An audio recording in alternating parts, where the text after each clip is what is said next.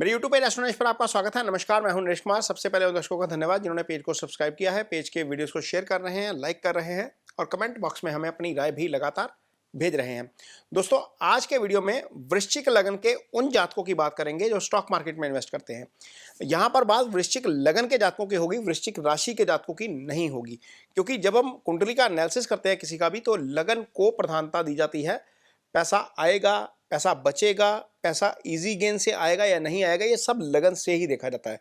चंद्र कुंडली से गोचर का विचार किया जाता है, लेकिन लगन कुंडली जब हम देखते हैं तो धन भाव और आय भाव का विचार लगन कुंडली से ही करेंगे।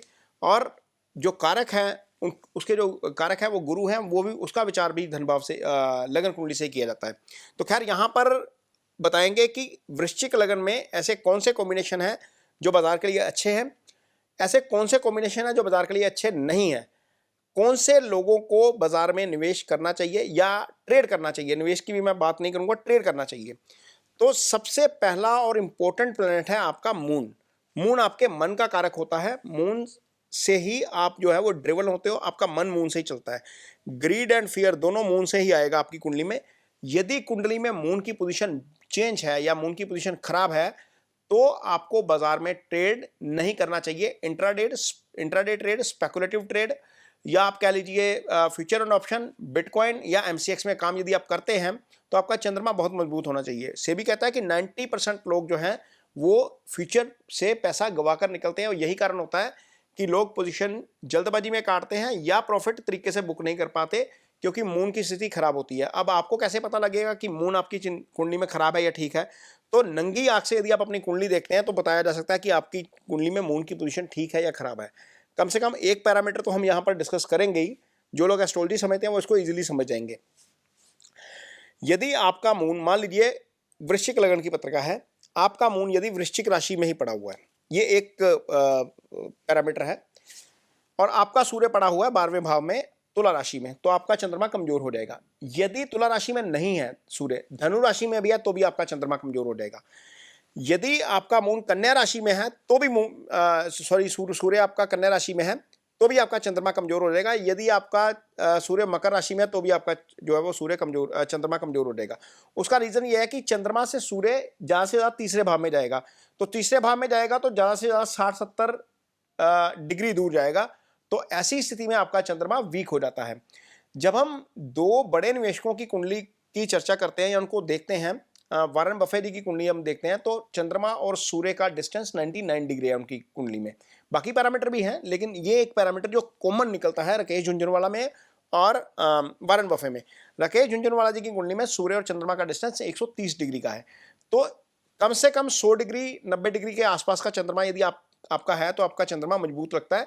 अदरवाइज चंद्रमा यदि सूर्य के क्लोज है तो चंद्रमा आपका वीक हो जाता है, उसको क्षीण चंद्रमा बोलते हैं। तो सबसे पहले तो नंगी आंख से ये चेक कर सकते हैं, चंद्रमा कहीं पर भी पड़ा हो, मान लीजिए 8 लगन की पत्रिका है, सिंह राशि का चंद्रमा पड़ा है दशम भाव में, यदि आपका सूर्य पड़ा हुआ है 2 में, यानी कि सप्तम भाव में वृश्चिक राशि में पड़ा है, वृषभ राशि में पड़ा है, तो आपका सूर्य जो है, चंद्रमा जो है वो मजबूत हो जाएगा।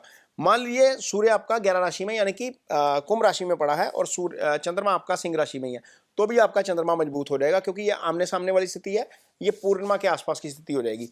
तो यहाँ पर मजबूती कैसे देखेंगे? चंद्रमा से सूर्य 3 घर, कम से कम 4 घर आगे होना चाहिए। यदि 4 घर आगे है तो आपका चंद्रमा ठीक हो जाएगा, चंद्रमा कहीं पर भी पड़ा हो। तो ये तो एक पैरामीटर हो गया, ये मन का कारक है कि ट्रेड लेंगे, निकल जाएंगे अच्छे तरीके से या फंसेंगे नहीं वहां पर, ये मन से डिसीजन आप लेंगे। लेकिन क्या सिर्फ इतना ही काफी है? आय भाव की स्थिति क्या है, धन भाव की स्थिति क्या है, दोनों के कारक गुरु की स्थिति क्या है, पंचम की स्थिति क्या है, पंचम के कारक गुरु की स्थिति क्या है, ये भी देखते हैं। मान लीजिए अब 8 लगन की पत्रिका है, यानी कि वृश्चिक लगन की ही पत्रिका है, तो आय भाव का स्वामी यहाँ पर बुध बन जाएगा और धन भाव का स्वामी गुरु बन जाएगा, क्योंकि धनु राशि यहाँ पर दूसरे भाव में आ जाएगी। तो यदि आपकी कुंडली में बुध और गुरु की स्थिति भी ठीक है तो आपके लिए बाजार अच्छा है। वैसे भी आप सामान्य जीवन में भी धन कमा लेंगे, क्योंकि आय भाव और धन भाव दोनों के स्वामी पॉजिटिव हो जाएंगे, यहाँ पर पॉजिटिव ग्रह हैं। यदि ये ग्रह दोनों पीड़ित हो गए, मान लीजिए बुध जो है वो सूर्य के बिल्कुल करीब आके अस्त हो गए और गुरु राहु केतु के प्रभाव में आ गए या शनि के प्रभाव में आ गए, मंगल के प्रभाव में आ गए, 2 पाप ग्रहों के प्रभाव में यदि बुध और गुरु हैं आपकी कुंडली में, यहाँ पर मैं आपको एक प्लेसमेंट लगा के दिखा देता हूँ कुंडली पे। मान लीजिए आपका बुध बहुत अच्छा है, बुध है आपका दशम में पड़ा हुआ है, सूर्य 7 है, सूर्य 7 है, लेकिन मंगल सप्तम में पड़ा है, तो यहाँ पर सूर्य भी इसको पीड़ित कर देगा, मंगल चौथी दृष्टि से पीड़ित कर देगा, तो ये आपके लिए अच्छा नहीं है। ये आय भाव का स्वामी है और आय भाव के स्वामी का इतना पीड़ित हो जाना अच्छा नहीं है। सूर्य के साथ बुध है दशम में, नॉर्मली 7 होता है सूर्य के। मंगल की दृष्टि चौथी पड़ रही है और शनि या राहु की दृष्टि पड़ रही है सामने 4th हाउस से, तो ये खराब बुध है। यहाँ पर आपके लिए इनकम वैसे ही निकालना बड़ा मुश्किल हो जाएगा, ट्रेड की तो बात ही छोड़िए।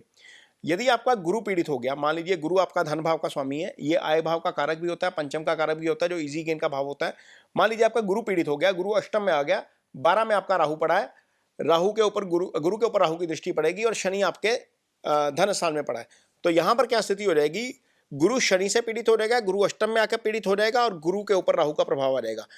आय भाव का स्वामी भी पीड़ित हो गया, धन भाव का स्वामी भी पीड़ित हो गया, तो ये स्थिति हो जाएगी बाजार में काम ना करने वाली, क्योंकि आय भाव पीड़ित, धन भाव पीड़ित, चंद्रमा पीड़ित, तो निश्चित तौर पर बाजार में आपको फायदा नहीं मिलेगा।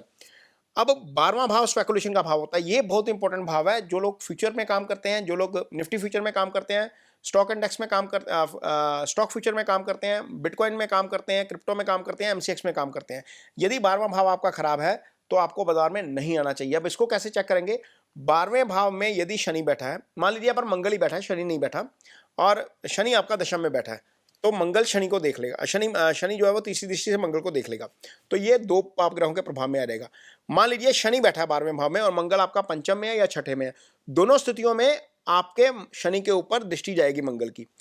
यदि इसके साथ ही राहु भी 4th हाउस में आ जाए और राहु भी शनि को दृष्टि दे, मंगल शनि को दृष्टि दे, शनि वहां पर ऑलरेडी बैठे हुए हैं, तो क्या होगा, 12वां भाव 3 पाप ग्रहों के प्रभाव में आ जाएगा। ये स्थिति भी आपके लिए ट्रेड के लिए अच्छी नहीं है, खासतौर पर जो स्पेकुलेटिव ट्रेड करते हैं। तो 12वां भाव यदि पीड़ित हो जाएगा तो भी स्थिति अच्छी नहीं है। पंचम देखेंगे, पंचम भी आपका पीड़ित नहीं होना चाहिए, पंचम से इजी गेन आता है, उस भाव का कारक गुरु होता है।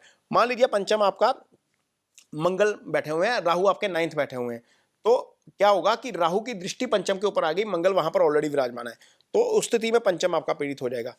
तो कम से कम 2-3 पैरामीटर अच्छे होने चाहिए कुंडली में बाजार में ट्रेड करने के लिए। चंद्रमा अच्छा होना चाहिए, गुरु आपका जरूर अच्छा होना चाहिए, बुध ट्रेड का कारक है वो अच्छा होना चाहिए, यहाँ पर आय भाव का स्वामी भी है आपके लिए। तो यदि ये स्थिति है आपकी कुंडली में तो आपको ट्रेड करना चाहिए। यदि ये स्थिति नहीं है तो फिर आपको इंट्राडे में स्पेकुलेटिव ट्रेड में नहीं आना चाहिए। अब ये स्थिति कैसे चेक करेंगे, मान लीजिए आपका बुध 11वें भाव में ही पड़ा है और गुरु आपका पंचम में आ गया, तो होगा क्या, धन भाव का स्वामी पंचम में बैठकर गुरु को देखेगा, यानी कि बुध को देखेगा, यानी कि आय भाव के स्वामी को देखेगा, आय भाव को भी देखेगा, तो ये स्थिति एक अच्छी हो गई, यहाँ पर चीजें जो है वो काम कर जाएंगी। चंद्रमा मैंने आपको पहले ही बता दिया, केंद्र में यदि चंद्रमा है, सूर्य के सामने है, तो चीजें ज्यादा बेटर हो जाएंगी। तो ये एक स्थिति हो जाएगी जहां पर आपको पैसा बन सकता है बाजार में। अब यहां पर यदि आपका वीनस भी इन्वॉल्व हो जाए, वीनस वैसे तो सप्तम का स्वामी है, लेकिन सप्तम दशम का दशम होता है, वीनस सप्तम का स्वामी होने के साथ साथ इमेंस मनी, जो असीम धन आता है, जो अपार धन आता है, वो उसका कारक होता है। मान लीजिए शुक्र भी आ गया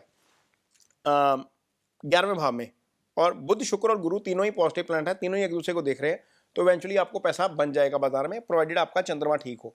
तो ये कॉम्बिनेशन एक ऐसा कॉम्बिनेशन होगा जहां पर आप मार्केट में से बहुत सारा धन कमा सकते हैं। अदरवाइज जो मैंने पहले कॉम्बिनेशन बताए हैं, यदि वैसे कॉम्बिनेशन आपके चार्ट में है तो आपको बाजार से दूर रहना चाहिए। बाजार में ज़्यादा कॉल नहीं लेनी चाहिए, बहुत ज़्यादा कॉल ले लेते हैं लोग। 20 दिन का ट्रेड होता है, 21 दिन का ट्रेड होता है मार्केट में महीने में, तो सबको ये खुजली होती रहती है कि आज ट्रेड लेके हटेंगे, ट्रेड बनता है चाहे नहीं बनता, जबरदस्ती घुसेंगे। ऐसी स्थिति आपकी चंद्रमा के कारण होती है, तो आपको अपना चंद्रमा जरूर देखना चाहिए। यदि चंद्रमा की स्थिति ठीक नहीं है, मान लीजिए आप आज का दिन है जैसे, तो यदि आपका चंद्रमा आपके नेटल चंद्रमा से, आपकी लगन कुंडली के चंद्रमा से 4th 8वें 12वें में है, तो भी ट्रेड मत लीजिए, तो भी वो नुकसान करवा के निकलेगा। तो ये वीडियो आपको कैसा लगा, इस पर कमेंट बॉक्स में अपनी राय जरूर दीजिए। यदि ये वीडियो अच्छा लगे तो इसे शेयर जरूर करिए, पेज को सब्सक्राइब जरूर करिए। इसके साथ ही मुझे दीजिए इजाजत, नमस्कार।